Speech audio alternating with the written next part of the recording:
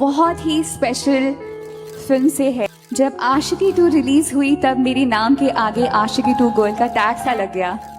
इस गाने के लिए मुझे अपना पहला best playback singer of the year का अवार्ड भी मिला और सबसे बड़ी बात आप सभी का प्यार मिला। Best playback singer male goes to Arijit Singh for तुम ही हो आज।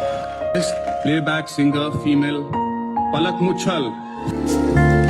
हम तेरे बिना अब रह नहीं सकते, तेरे बिना क्या वजूद मेरा, तुझे से जुदा अगर हो जाएंगे तो खुद से ही हो जाएंगे जुदा।